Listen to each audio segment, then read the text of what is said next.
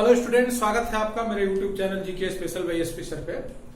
Banking awareness का जो मैं ऑनलाइन क्लासेस चला रहा हूँ यूट्यूब पे, उस क्रम में ये जो है 13th वीडियो है जिसमें हम लोग चर्चा करेंगे qualitative instruments of RBI. RBI के गुणात्मक जो उपकरण हैं उनकी चर्चा इस वीडियो में हम लोग करेंगे, क्योंकि देखिएगा कि अभी आरबीआई जो अगस्त महीने का जो मॉनेटरी और क्रेडिट पॉलिसी पेश किया इस फाइनेंशियल ईयर का, तो उसमें देखिएगा एक चर्चा में आया लोन टू वैल्यू रेशियो।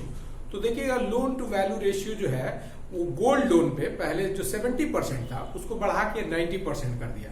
तो वो एक तरह का लोन टू वैल्यू रेशियो जो है वो आरबीआई का क्वांटिटेटिव इंस्ट्रूमेंट नहीं है बल्कि क्वालिटेटिव इंस्ट्रूमेंट है। तो इस वीडियो में हम लोग क्वालिटेटिव इंस्ट्रूमेंट्स के बारे में चर्चा करेंगे कि कौन कौन से क्वालिटेटिव इंस्ट्रूमेंट्स का प्रयोग करके आरबीआई जो है इन्फ्लेशन को चेक करता है, डिफ्लेशन को चेक करता है और इकोनॉमी को स्टेबलाइज करने का प्रयास करता है। तो चलिए आज के वीडियो में हम लोग चर्चा करेंगे क्वालिटेटिव इंस्ट्रूमेंट्स ऑफ आरबीआई। जो बैंकिंग अवेयरनेस है उसका क्वालिटेटिव टूल्स क्या क्या है उसको समझेंगे। तो जैसे हम लोग पिछले वीडियो में हम लोग चर्चा किए थे क्वांटिटेटिव इंस्ट्रूमेंट्स, तो क्वांटिटेटिव इंस्ट्रूमेंट्स ऑफ आरबीआई में देखिएगा CRR, SLR, repo rate, reverse repo rate, bank rate और एमएसएफ। तो ये अगस्त महीने की पॉलिसी में आरबीआई के द्वारा ये सब रेट जो है अनचेंज रखा गया, इसमें कोई बदलाव नहीं हुआ और ये सब को बोलते हैं क्वांटिटेटिव इंस्ट्रूमेंट्स, मात्रात्मक उपकरण है आरबीआई के। तो ये जैसे सीआरआर जो है वो 3%, SLR 18%, repo rate 4%, reverse repo rate 3.35%, bank rate 4.25% और एमएसएफ भी 4.25%। इसका मैंने पूरा वीडियो बनाया हुआ है अलग अलग से, उसको आप देख सकते हैं। अब हम लोग इस वीडियो में चर्चा करेंगे क्वालिटेटिव टूल्स ऑफ आरबीआई। तो इसमें सुने होंगे जैसे मार्जिन रिक्वायरमेंट होता है या उसी को बोलते हैं लोन टू वैल्यू रेशियो, या फिर कंज्यूमर क्रेडिट रेगुलेशंस उसके अंतर्गत आता है, या फिर राशनिंग ऑफ क्रेडिट, कोटा निर्धारित करना क्रेडिट का, या फिर मोरल सुएशन, नैतिक बाध्यता, या फिर डायरेक्ट एक्शन। ये 5 जो है आरबीआई के इंस्ट्रूमेंट है, इनको हम बोलते हैं क्वालिटेटिव इंस्ट्रूमेंट्स। मात्रात्मक नहीं बल्कि गुणात्मक उपकरण है सब। तो इसमें सबसे पहला क्वालिटेटिव इंस्ट्रूमेंट्स ऑफ आरबीआई क्या है, तो the qualitative instruments are also known as selective tools, इसको बोलते हैं सेलेक्टिव टूल्स बोलते हैं इसका ऑफ मॉनेटरी पॉलिसी। मतलब मौद्रिक नीति का ये सेलेक्टिव टूल्स इसलिए बोले जाते हैं क्योंकि it focused on selected sector of economy. अलग अलग जो सेक्टर है इकोनॉमी का उस पे इसमें फोकस किया जाता है, इसीलिए इसको बोलते हैं सेलेक्टिव टूल्स भी कहा जाता है।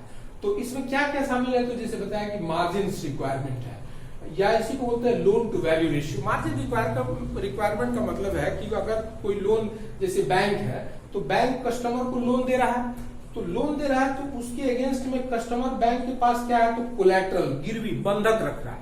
तो उस बंधक के अब मान लीजिए कि 10 लाख का कोई सामान जो है गिरवी रख रहा है और उसको लोन क्या 10 लाख मिल जाएगा, तो नहीं, 10 लाख नहीं मिलेगा बल्कि 6 से 7 लाख उसको लोन मिल पाएगा। तो इसी को बोलते हैं मार्जिन रिक्वायरमेंट, या इसको बोलते हैं लोन टू वैल्यू रेशियो। मतलब कि आपका जो कोलैटरल है 10 लाख का, उसमें 6 से 7 लाख आपको लोन मिल रहा है। तो अगर उसको बढ़ा करके जैसे गोल्ड लोन में 90% कर दिया गया, मतलब इससे क्रेडिट सप्लाई बढ़ गया। जैसे गोल्ड उतना ही है, 100 रुपए का गोल्ड है, तो पहले उस पे 75 रुपया लोन मिल रहा था, लेकिन अभी देखिएगा अभी जो है उसको 90% कर दिया गया, मतलब 90 रुपए लोन मिलेगा। मतलब गोल्ड लोन पे क्रेडिट का सप्लाई जो है बढ़ जाएगा इकोनॉमी में। तो इस तरह से इसका मतलब हुआ कि it refers to the difference between, वो अंतर होता है डिफरेंस बिटवीन करंट वैल्यू, जैसे करंट वैल्यू 10 लाख का है, वैल्यू ऑफ द सिक्योरिटी और collateral offer loan and the value of loan. जैसे वैल्यू ऑफ लोन जो ग्रांट कर रहे हैं आप, 6 से 7 लाख की लोन दे रहे हैं तो ग्रांट कर रहे हैं, तो उसी को बोलते हैं मार्जिन रिक्वायरमेंट। उसको बोलते हैं मार्जिन रिक्वायरमेंट। जैसे एलटीवी जो है, एलटीवी रेशियो रेज कर दिया गया है गोल्ड लोन पे फ्रॉम 75% टू 90%। ये अगस्त महीने के मॉनेटरी क्रेडिट पॉलिसी में अभी ये बदलाव किया गया। तो अभी कोई भी एग्जाम में जाएगा तो पूछेगा कि गोल्ड लोन पे जो है एलटीवी कितना कर दिया गया है, तो 75% पहले था, मतलब 100 रुपया के गोल्ड पे आपको 75 रुपया लोन मिल रहा था, अब आपको मिलेगा 90 रुपया लोन मिलेगा। तो इस तरह से क्रेडिट सप्लाई बढ़ जाएगा मार्केट में। तो ये केवल सुविधा बैंकों को मिला है, बल्कि नॉन बैंकिंग फाइनेंशियल कंपनी जैसे मुथूट फाइनेंस गोल्ड लोन देता है तो उसको ये सुविधा नहीं मिला है, या फिर मनापुरम फाइनेंस सुने होंगे वो भी गोल्ड लोन देता है, तो उसको ये सुविधा नहीं, केवल बैंकों के लिए सुविधा है। तो इस तरह से देखिएगा कि ये जो है मार्जिन रिक्वायरमेंट के भी माध्यम से क्रेडिट कंट्रोल किया जाता है। अब इसको मान लीजिए कि घटा दे, अगर 75% से घटा के 50% कर दे तो क्रेडिट सप्लाई घट जाएगा, और ये काम ये सब के माध्यम से हो रहा था, तो इससे इनडायरेक्ट हो रहा था, इससे डायरेक्ट हो रहा है। तो इस तरह से ये आपको एलटीवी अक्सर क्वेश्चन पूछता है, लोन टू वैल्यू रेशियो इसको बोलते हैं। तो दूसरा जो टूल्स है उसको बोलते हैं कंज्यूमर क्रेडिट रेगुलेशन। मतलब कंज्यूमर क्रेडिट रेगुलेशन का मतलब है कि जैसे मान लीजिए कि कोई 10 लाख का लोन दे रहा है बैंक, तो 10 लाख का लोन दे रहा है लोन, तो उसमें डाउन पेमेंट करने की जरूरत पड़ता है। मतलब कि ये लोन के अगेंस्ट में डाउन पेमेंट करना पड़ता है। जैसे मान लीजिए 10 लाख के लोन में 30 से 40% जो है डाउन पेमेंट करना पड़ रहा है। 3 से 4 लाख आप डाउन पेमेंट कीजिएगा तो आपको इस 10 लाख के सामान पे 6 से 7 लाख जो है बैंक लोन देगा। तो इसको बोलते हैं कंज्यूमर क्रेडिट रेगुलेशन। तो इसके अंडर में this method the down payment, फिर इंस्टॉलमेंट अमाउंट फिक्स कर दिया जाता है, लोन ड्यूरेशन फिक्स कर दिया जाता है एडवांस का। तो इसमें यही होता है, this can help checking the credit use and then inflation in the economy. तो इसके माध्यम से आरबीआई जो है मतलब कि क्रेडिट को रेगुलेट कर रहा है। क्रेडिट को रेगुलेट कर रहा है मतलब जो डाउन पेमेंट आप कर रहे हैं उसके अकॉर्डिंगली फिर आपको फाइनेंस प्रोवाइड किया जाएगा। अगर मान लीजिए कि आप में 3 लाख का डाउन पेमेंट करने का क्षमता नहीं है तो फिर ये लोन आपको नहीं मिलेगा, उतना 6 से 7 लाख आपको लोन नहीं मिलेगा। तो कंज्यूमर का जो क्रेडिट है उसके हिसाब से इसको रेगुलेट करता है आरबीआई और बैंक। तो इस तरह से ये आरबीआई का ये नेक्स्ट इंस्ट्रूमेंट हो गया। फिर राशनिंग ऑफ क्रेडिट। तो राशनिंग ऑफ क्रेडिट में क्या होता है, तो it refers fixation of credit Kota's of different business activities.